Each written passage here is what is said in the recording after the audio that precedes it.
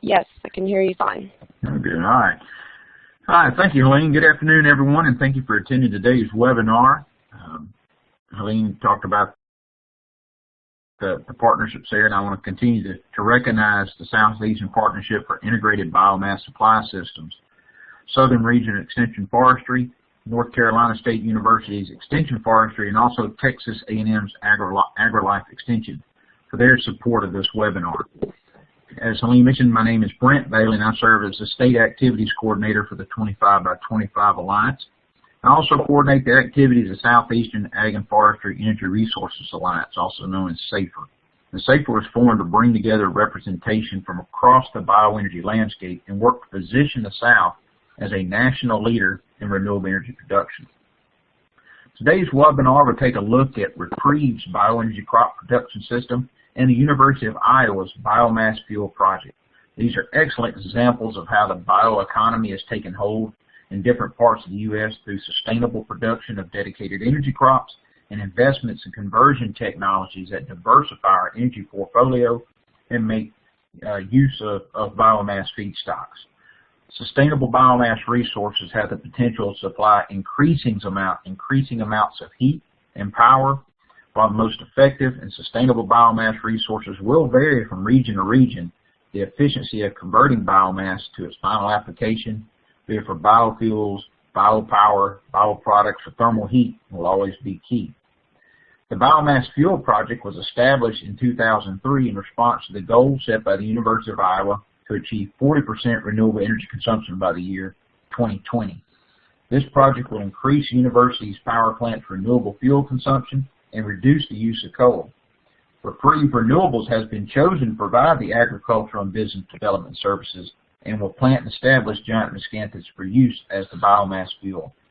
Today's speakers will give a thorough overview of both the process at the University of Iowa as well as the production process that are used to producing the biomass feedstocks.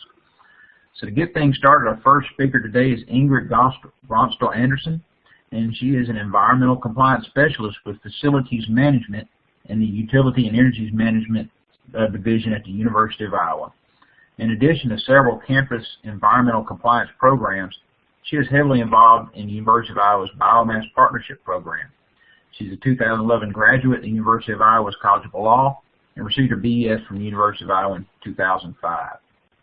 She previously worked on the Biomass Partnership Project and other sustainability initiatives at the University of Iowa's Office of Sustainability.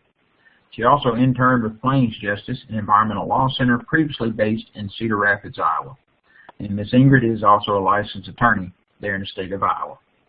Thank you, Ms. Ingrid. I want to let the folks know that we'll be collecting questions in the chat box area, and we'll address them at the end of both presentations. However, if there is a burning question or something that needs clarification after Ms. Ingrid's presentation, we'll certainly address it at that time. But Ms. Ingrid, I'll go ahead and turn it over to you. Okay, great. Can you hear me okay? Yes, ma'am. All right, great. Well, I'd really like to thank you all for having this webinar today and inviting Travis and I to speak. I think this is a really great project that we're doing here and a good collaboration, so hopefully you'll find our discussion interesting today.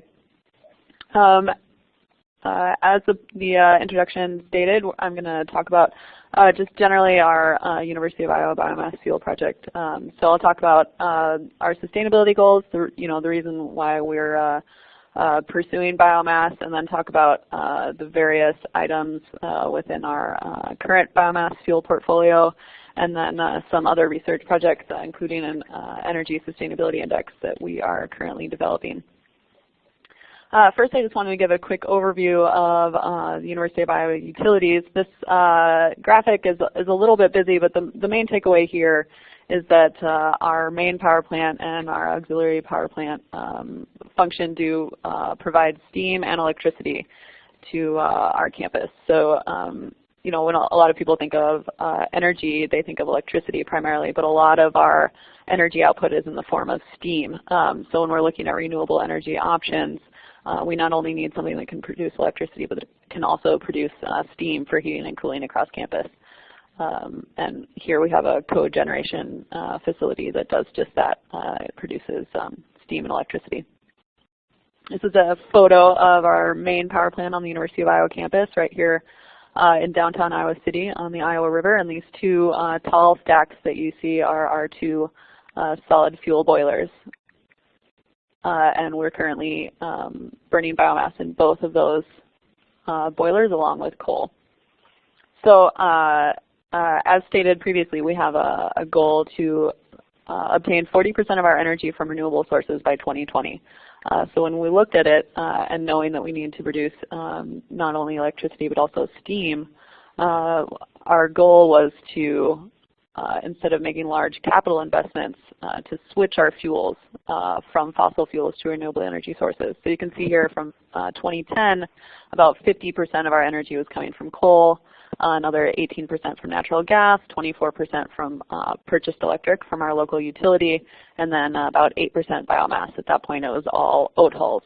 And our goal is by 2020 to basically keep purchased electric and natural gas at roughly the same levels and then displace that coal with biomass.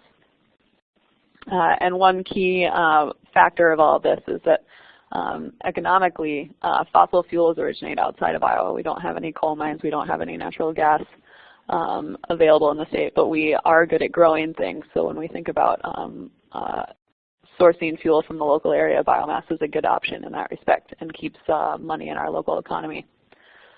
So as we're looking to transition to biomass, the next logical step was, well, what kind of biomass do we want to use? And in 2012, we got a grant from the Leopold Center of Sustainable Agriculture to do a planning project with a number of experts on biomass to look at what fuels are available in the local area. And we had researchers from the University of Northern Iowa, Iowa State University, University of Iowa, along with industry partners such as John Deere and Amana Forestry, and also state agencies such as the Iowa Department of Natural Resources and the Iowa Department of Agriculture and Land Stewardship. And we identified about 20 different potential fuel sources in the local area, and they basically fit into three general types of fuels that I'll discuss in our current portfolio. So the first is industrial byproducts. So oat hulls is our current industrial byproduct that we're using the most, and we've been using that the longest. We've been burning oat hulls in our circulating fluidized bed boiler since 2003.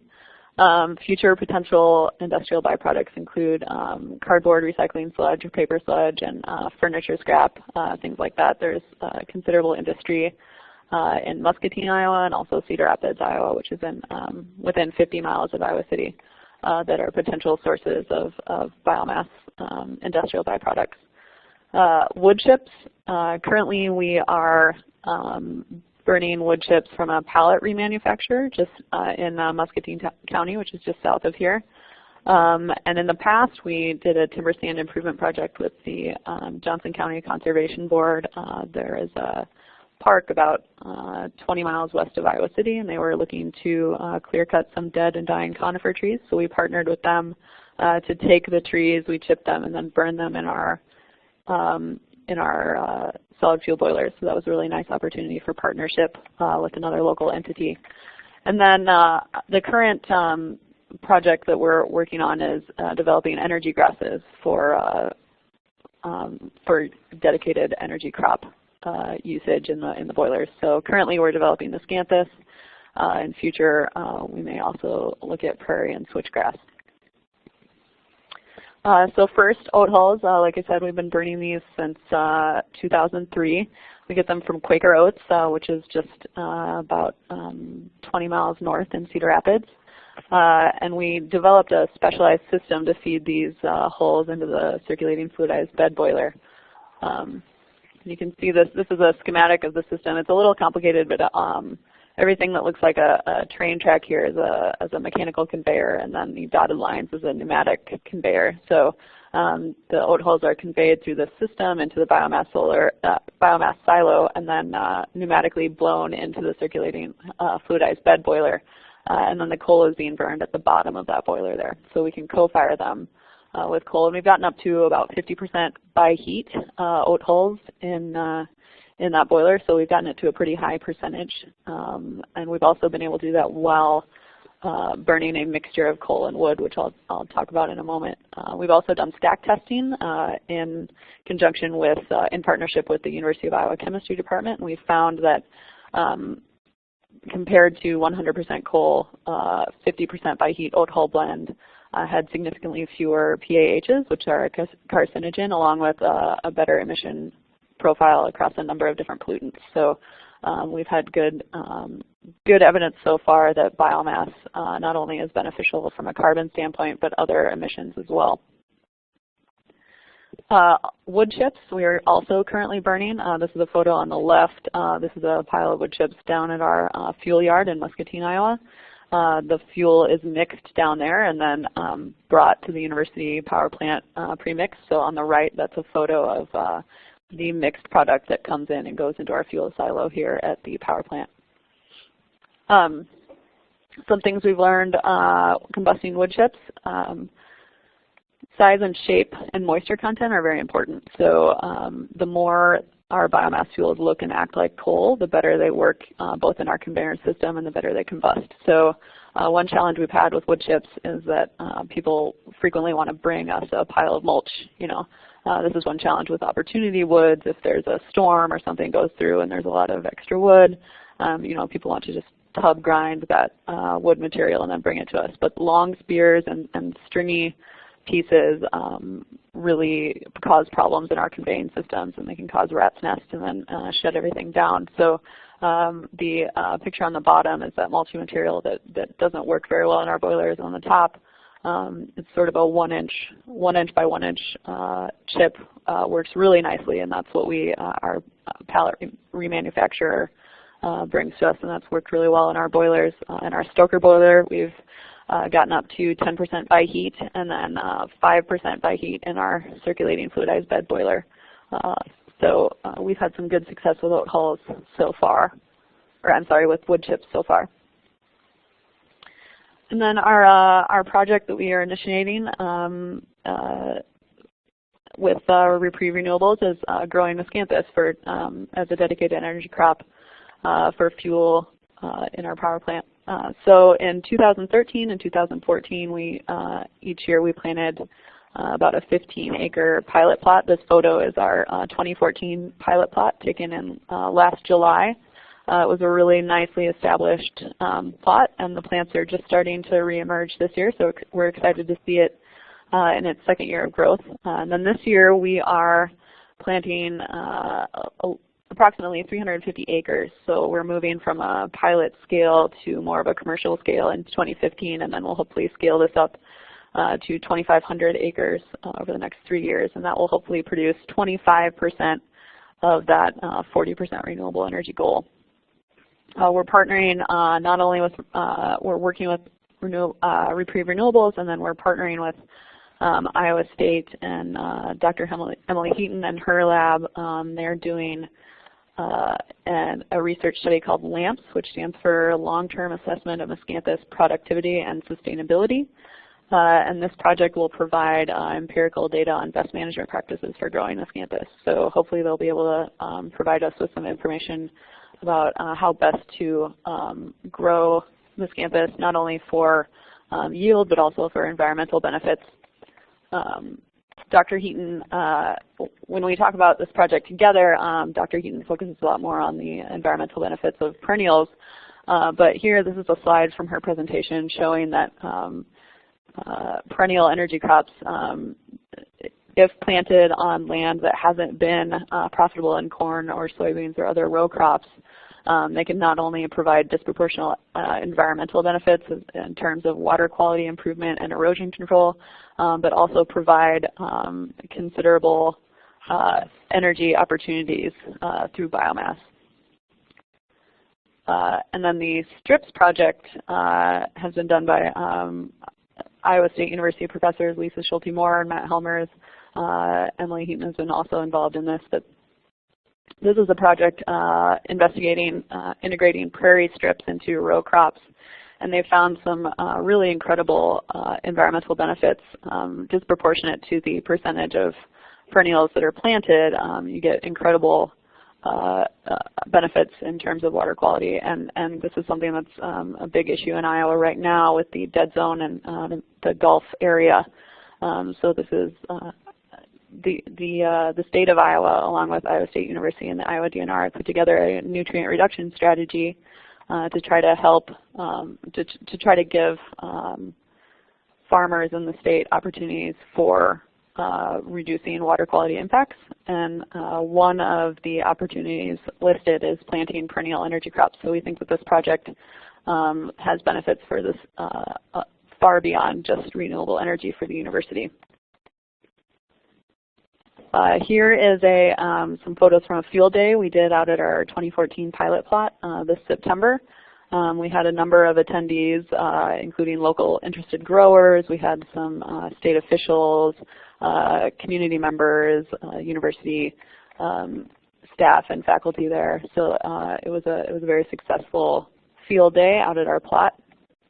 And you can see the Miscanthus is already roughly 6 feet tall in the first year by September. So it's a fast-growing plant. And then in this March, we actually harvested our pilot fields. We used a forage chopper, and this material, it chops the material into, you can see the photo on the top right is what the material looks like. And then we are actually currently test burning that chopped material plus some more material sourced from Illinois and Georgia, currently mixed with coal in our boilers. So we've been running that test it'll be about a 3-week test. We've been testing since last week. We don't have obviously the full results yet, but so far we haven't run into any conveying or combustion issues in the boiler so far, and they've gotten it up to about 5% by heat, so a pretty significant volume of Miscanthus, and so far so good on that test burn. We've also previously tested Miscanthus pellets, and I'll see if this, I don't know that this video will play, but this graphic on the right is pelleted Miscanthus material going through our conveyors, and I have some more photos on the next slide of that. But again, with Miscanthus, size and shape are important. Also moisture content. With both wood and grasses, 15% is that's about the magic number with moisture content, much more than that, and it really reduces boiler efficiency. The nice thing about Miscanthus is it dries down in the field, so it doesn't require any extra drying or energy inputs on that front. So here are some photos of this pellet material mixed with coal, Miscanthus pellets mixed with coal, and then the pellets running through our conveyor. This was a successful test. We didn't have problems in the conveyor.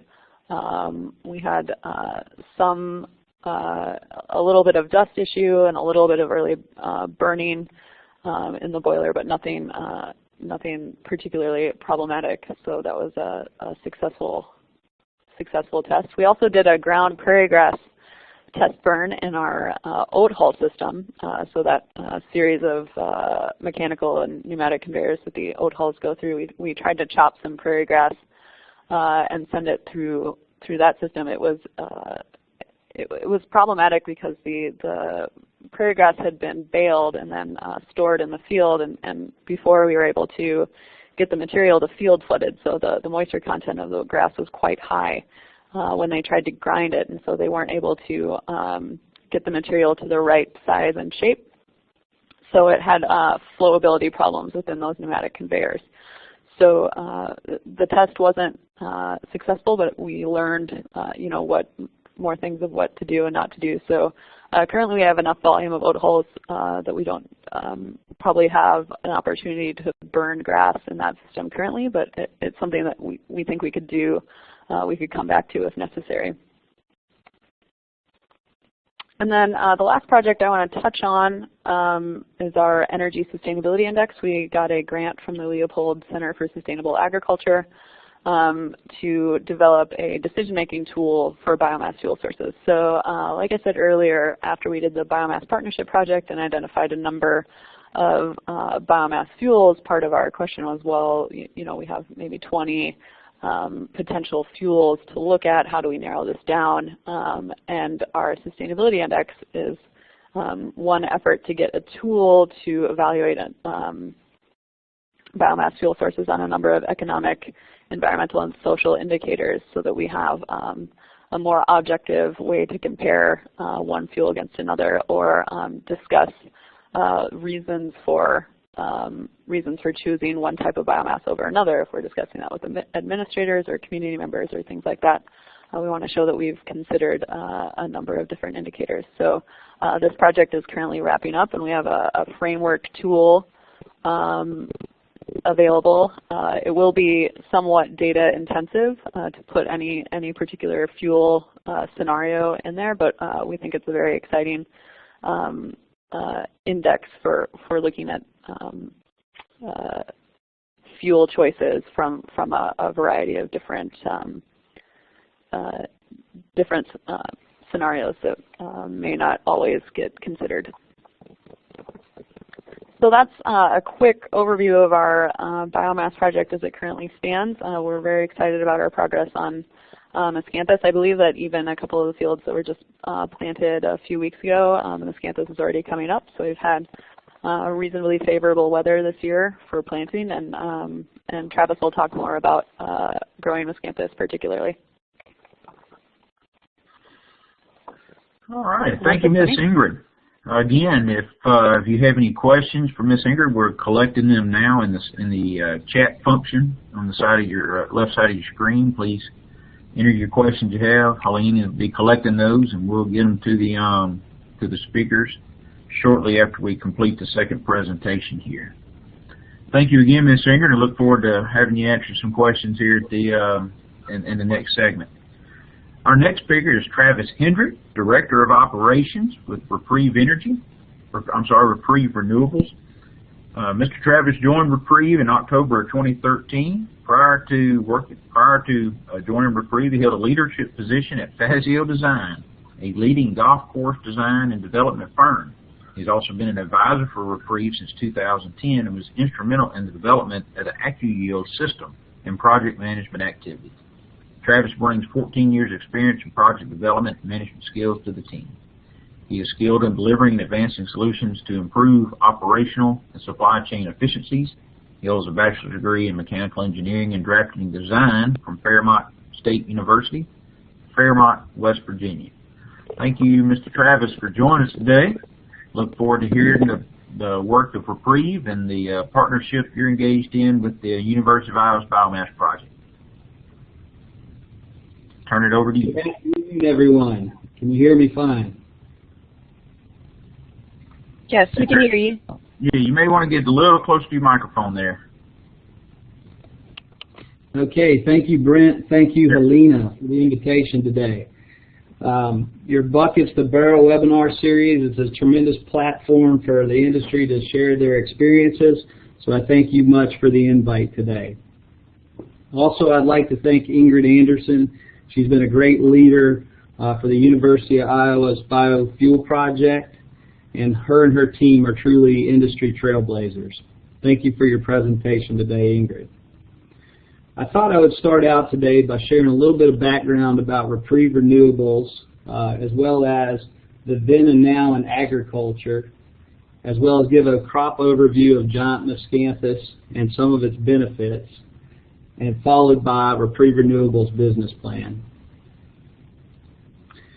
I'd like to start out and tell you Reprieve Renewables is an agricultural company that produces dedicated biomass feedstocks for applications in the animal bedding, biopower, biofuel, flavors and fragrance, and biomaterial markets. We've developed intellectual property around our planting system, our AccuYield system, as well as our genetic library of Miscanthus. We currently hold the largest foundation of certified rhizome inventory in the U.S., with nursery farms located in Georgia, North Carolina, and Oklahoma. Our headquarters is here in Greensboro, North Carolina, and we also have production operations in North Carolina, Georgia, Mississippi, Oklahoma, Iowa, and Wisconsin. We have a research station that's located in Tifton, Georgia, which our breeding activities continue to take place. Some of our recent accomplishments go back to our recipient of the USDA Biomass Crop Assistance Program, Project 11, here in North Carolina. We were partnered with a biofuels technology group. We've also produced production farms in 6 states with 100% of our harvest sold to date. Lately, we've been creating new markets. We've been focused on the poultry bedding market. We developed a proof of concept over some time with 4 leading universities as well as industry experts, and tested our product on 3 million birds to date. 9 integrators representing 60% of the U.S. market across 6 states are currently commercially trialing our product. And we've recently established supply agreements with the #1 and 3rd largest poultry integrator in the U.S. Other markets include our recent project with the University of Iowa, where we'll be acting as the ag services provider over a 10-year term. We've supplied Miscanthus for boiler tests, as well as worked with landowners in the area to establish 350 acres for the 2015 planting season. And most recently, we partnered not only with University of Iowa, but Iowa State and the Cedar Rapids City on a conservation trial to review nutrient runoff reduction strategies. I'd like to take it back about less than 100 years ago when, at that time, a relatively new crop, soybeans, was introduced to the U.S. It's hard to believe that in the 20s there was only about 1.5 million acres of soybeans planted in the U.S. It really wasn't until the 1940s that soybeans began its ascent and its position as the world's largest grain crop, with over 80 million acres planted in the U.S. alone today. So let's think about that. What drove this rapid expansion of soybean acres? Well, it was the market. During the world wars, trade routes were disrupted, and the U.S. was significantly short of oils and fats. This problem drove immediate needs for fats and oils to be produced domestically. Who could have predicted at that time there would be thousands of products made from soybeans beyond the traditional uses? Our vision is to make giant Miscanthus the soybean of the 21st century. Our mission is to transform giant Miscanthus into a high-quality, reliable, and cost-effective biomass feedstock for the bio-based renewable markets. Now, I'm sure if you've heard of this or even done research on this, you may have heard these things.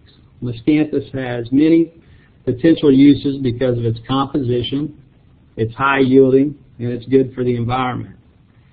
But there's no commercial scale technology to plant it. It's too costly to establish, and there's no active markets. Well, if these were your assumptions were probably correct. To address this, Reprieve has developed a system for establishment. It's our AccuYield system.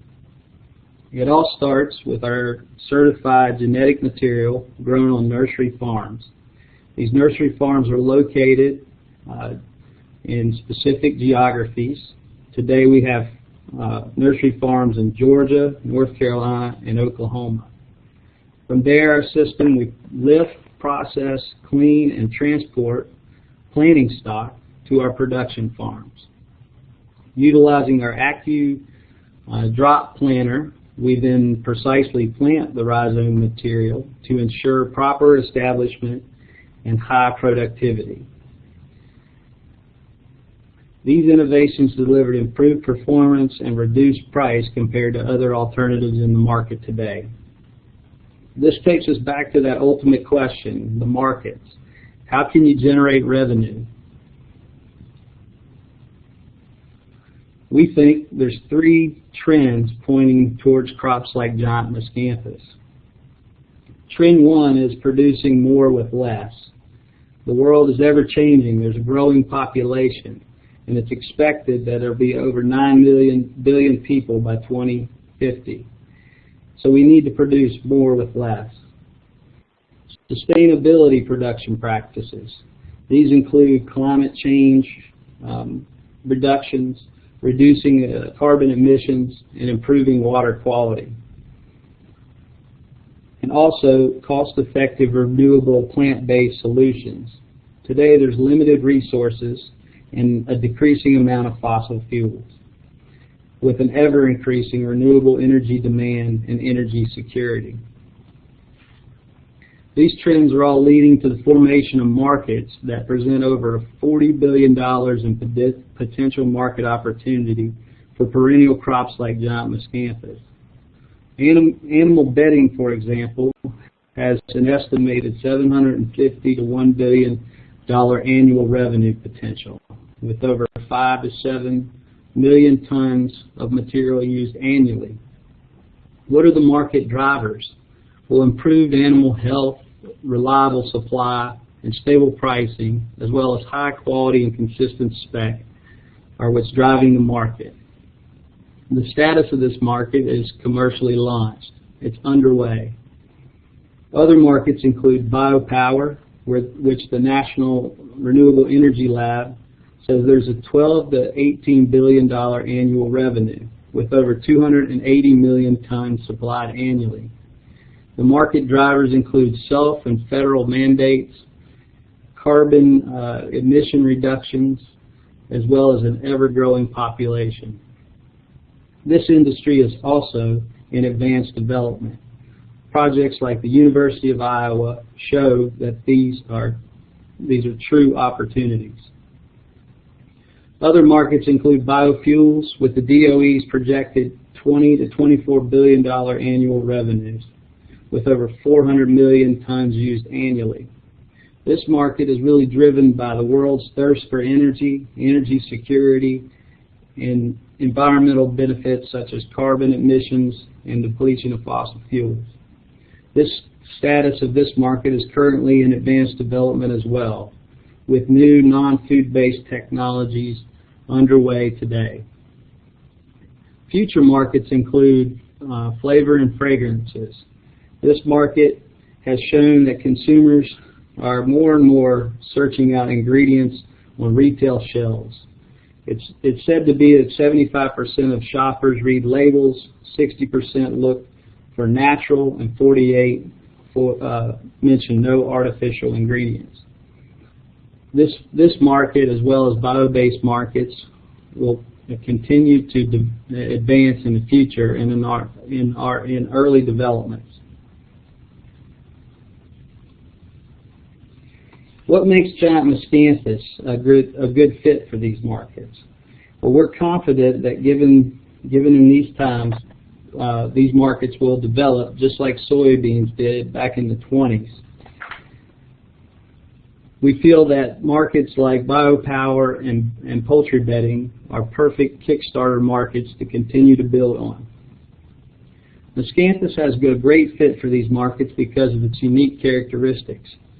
It's planted once, from October to May, depending on geography. It has a spring emergence, and it has a growth period from spring to fall. In late fall, the crop goes into a dormancy period, when it's then harvested at optimum moisture. This cycle continues from 15 years plus potential production. Some of the crop benefits include reduced risk. It's perennial in nature, so it's planted one time. Minimal inputs. It has very low fertility requirements and maintenance requirements. It also has great plant hardiness characteristics, shielding against total crop loss and dealing with drought or wet conditions. It also adds diversity to a grower's crop mix and its non-invasive characteristics. The crop also has given economic benefits to downstream customers. These benefits include long-term contracts to stabilize pricing, low annual inputs after establishment, direct market access, as well as a community multiplier effect. Once communities see successful growers, others join in. And then finally, sustainability. This is a big benefit and a highly looked at benefit for industries today. Miscanthus offers true tangible benefits such as reduced carbon emissions by removing 50% more carbon from the atmosphere and 94% more carbon than a pine plantation per year. Soil quality benefits. Miscanthus ecosystems have 67% more soil organic carbon than traditional row crops. And then minimizing land use. Miscanthus yields 3 times more cellulose than a typical pine plantation annually. And then water quality improvements. Miscanthus offers 90% reduction in nitrates, 30 to 60% decrease in soil erosion than traditional row crop systems, and requires three times less nitrogen than corn. These are all true tangible benefits.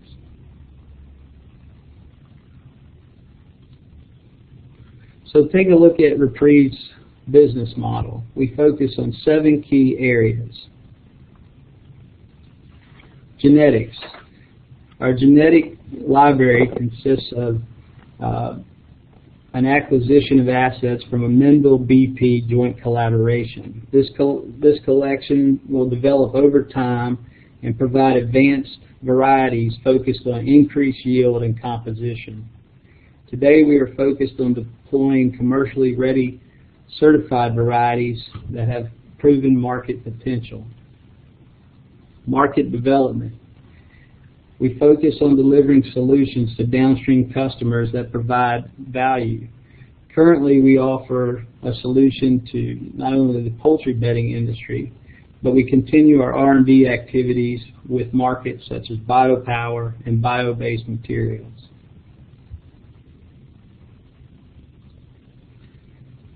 Land procurement.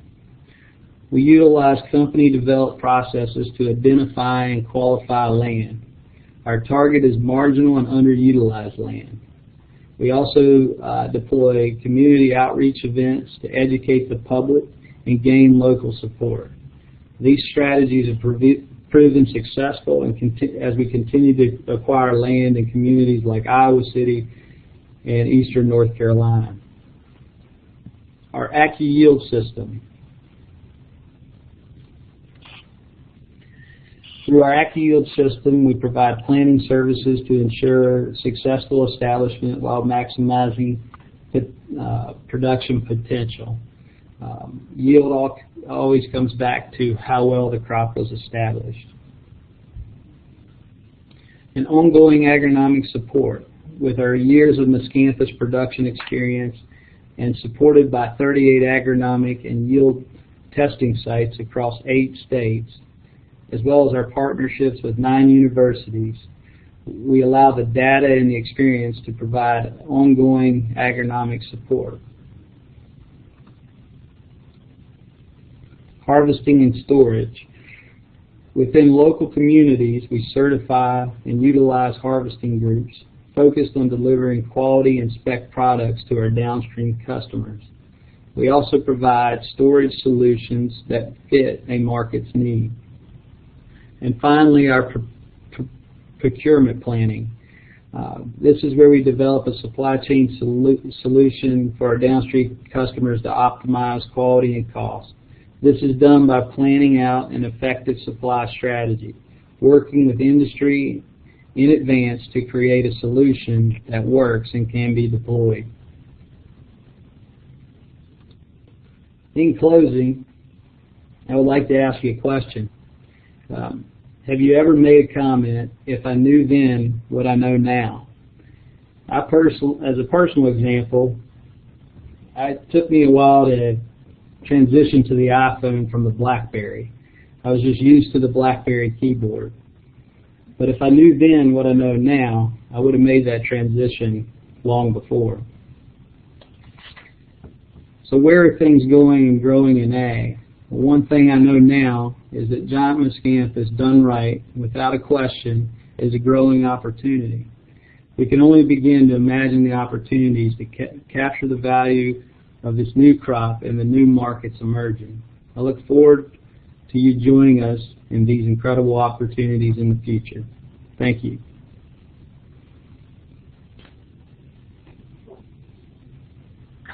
Thank you, Travis. I appreciate that presentation. A lot of great information there.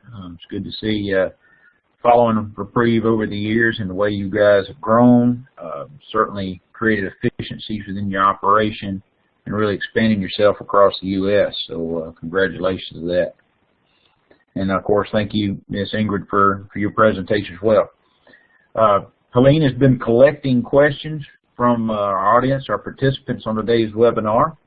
And Helene, what you got there to share with our presenters? Okay, one of the questions was on the Energy Sustainability Index. Ingrid, I did put a link in the chat window for folks on the project information site, but I guess I was wondering, is there a better website to, for the audience members to go to learn more about the program?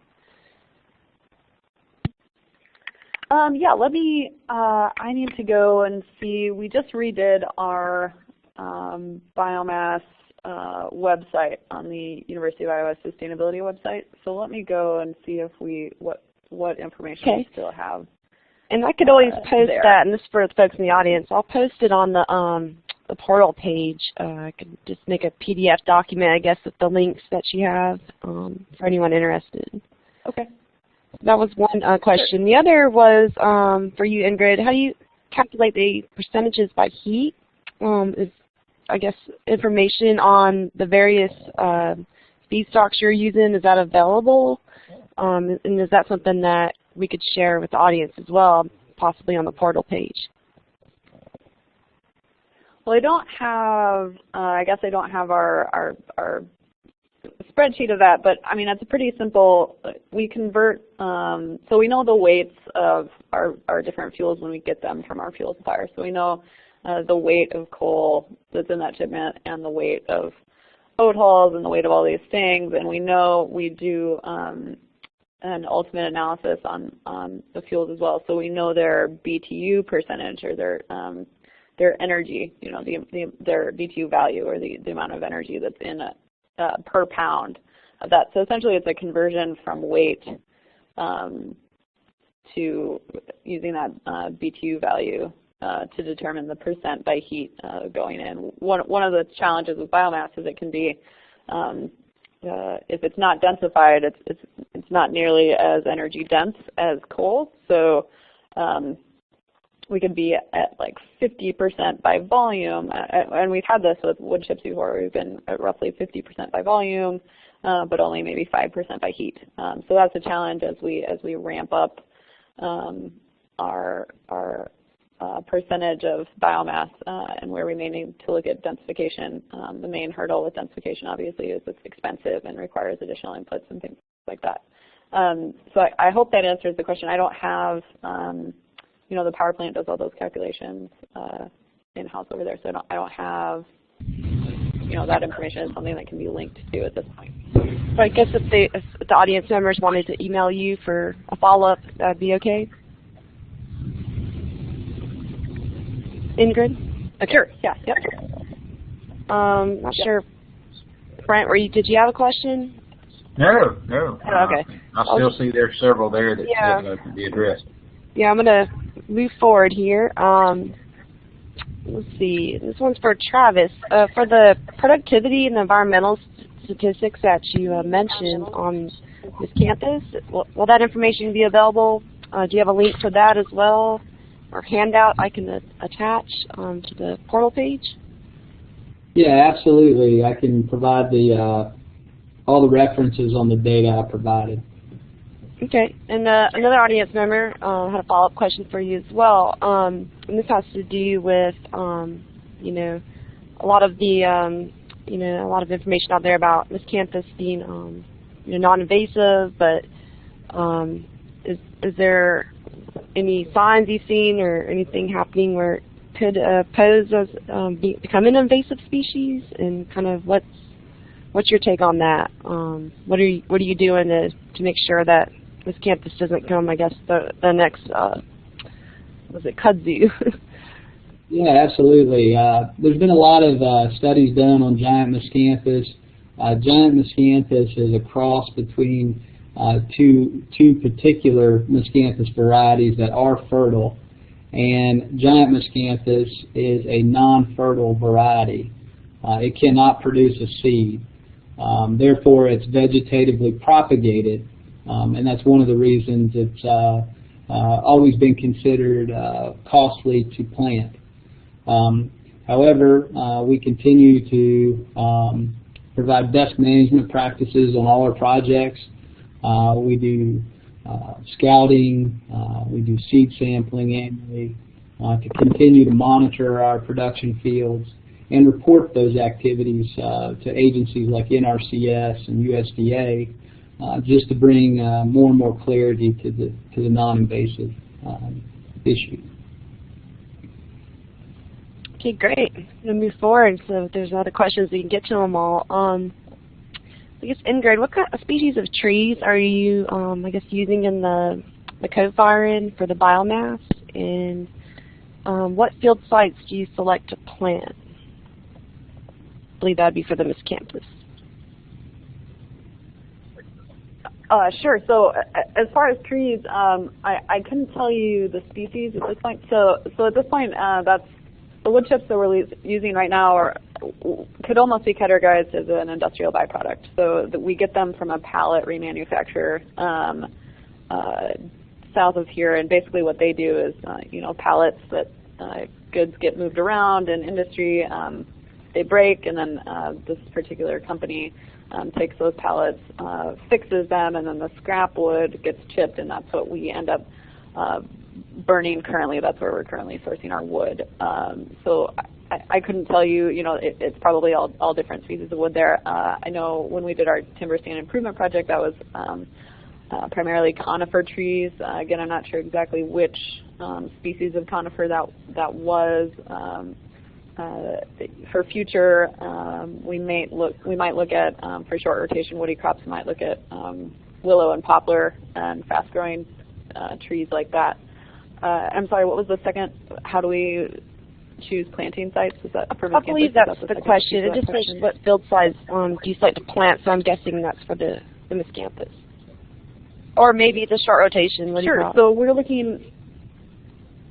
As far as short rotation, we're not in a pilot phase of that yet. That's sort of maybe the next step down the road a few years once we get Miscanthus off the ground.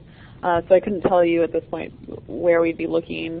I think that short rotation woody crops do better in maybe flood-prone areas or something like that, but I honestly couldn't tell you with much certainty at this point what types of land we'd be targeting. As far as Miscanthus, we're looking for portions of fields. We've been using the term marginal land, although that's a little bit of a challenge because marginal can mean a lot of things. So basically, a low corn suitability rating land. So land that takes a lot of inputs to grow row crops on, land that hasn't been profitable in row crops previously. If there's swaths of that type of land, that's what we're looking for. It can't be totally terrible land because Miscanthus is still a plant that needs certain conditions to grow, and we want a good establishment so we can have a decent yield. But we're not looking to compete directly with prime ground land because obviously, honestly, we can't afford it. But we're looking for sort of those low CSR ratings. Okay, great. Did you want to add to that, Travis, since you're working with the landowners? Yeah, absolutely. I think Ingrid hit the question right on. It's finding the right pieces of land within the project area that has the right fit. And so overall this year, just getting out of the gate, we had very good success. We actually were targeting 200 acres for this year, and we secured 350. So it's been well received by the community there in Iowa City. Okay, great. So I guess another thing, if it's available, Travis, do you have someone interested in the AccuLand identification system? Is that on your website currently, or do they need to go somewhere else for that information? Yeah, actually that's an in-house program through ArcGIS where we work with local communities to identify landowners. We are working with some universities on Miscanthus yield prediction models, University of Illinois, as well as Oak Ridge Laboratories. So it's a combination of those models and our land tool that helps us identify, landowners within a given area. Okay. Let's see, Ingrid, there's another question. Kind of lost it here, but it has to do with, are you using life cycle assessment in this, I guess, your sustainability index, I guess, moving forward to 2020? And I guess the feedstocks that you're selecting? Sure. So I think we have some we've taken some concepts from life cycle analysis. So we're trying to make this tool a little bit more practical. So it's going to be less comprehensive than a life cycle analysis would be. Essentially, this tool is sort of looking at, here are all the things we want to be concerned with when we're looking at fuel sources, and then sort of doing a rough, a lot of the way this is shaking out is, the fuel sort of exceeds, meets, or doesn't meet, a certain standards. We have a benchmark, and then we kind of compare it there. So, life cycle analysis can sort of take on a life of its own at some point. So we tried to steal concepts from life cycle analysis and different types of sustainability indices and sort of craft our own tool that is hopefully still relatively robust, but also, these things are incredibly complex. So we try to boil it down into something that's still usable for our utilities folks. Okay. Looks like we have time for maybe one more question, and then I may be able to answer this last one I have. This may be a shorter one. But did get a comment that you guys are doing a great job with wood waste resources. So following up on that, is there any plans to maybe use wood from that's being destroyed from the emerald ash borer, or maybe some other pests in the area? Is there any kind of plans in your initiative for that? Sure, so that's something we've definitely looked at. We've talked with the DNR and Johnson County Conservation and a few other things. There's a few challenges to that. One of which I mentioned earlier is the wood spec. So this is another situation where people sort of want to grind this into mulch and then bring it to our doorstep essentially. And if we need the material at a certain specification, it's difficult to get all of that wood to the right spec. And then also, this is a situation where we have, patches of trees, maybe in small amounts of material and maybe a lot of different places. So the economics of going around to retrieve that wood are challenging from our end. We thought if we could get EAB response off the ground, it would be something where we would contract with someone as a fuel supplier so that they could collect all of those trees into one fuel stream, get them chipped, and then get them down to our fuel yard. But there's some logistical questions at this point, but it's definitely something we're interested in and a service we think we could provide as the EAB and problem in Iowa gets worse. Okay, well, we ran out of time. I know there were some wildlife questions, and I would just follow up with Ingrid and send that out to the project PIs on the Energy Sustainability Index, and they'd be able to let you know if there's any involvement with wildlife studies. But I want to thank you, Ingrid, and also Travis, for a great presentation. Very interesting stuff that you're doing up there. I know our power plants here, we're just kind of strictly in woods biomass. It'd be nice to actually for us to use some other sources like pallet wood and kind of go after these low-hanging fruit. But I just want to thank you. And Brent, do you want to close out so I can get everyone the link to do their continuing education form? Yeah, I was just going to thank our speakers as well for joining today's webinar, and of course everyone who joined as a participant. The good questions that came from the discussion. I hope they found the information useful, and hopefully they'll seek out new opportunities to incorporate bioenergy solutions in their own activities. So I'm going to turn it over to back to you. Appreciate you for allowing me to partner with you again, Helene, and let you take care of the rest of your business. No, it's great as always. I put the link in for those who are need to fill out the remaining form for the continuing education credits, and I'm going to stick around if there's any more questions from the audience if they're having problems. Make sure you guys get your CEUs. But with that, I'm going to go ahead and close it and turn off the recording. And thanks again, everyone. Have a great afternoon.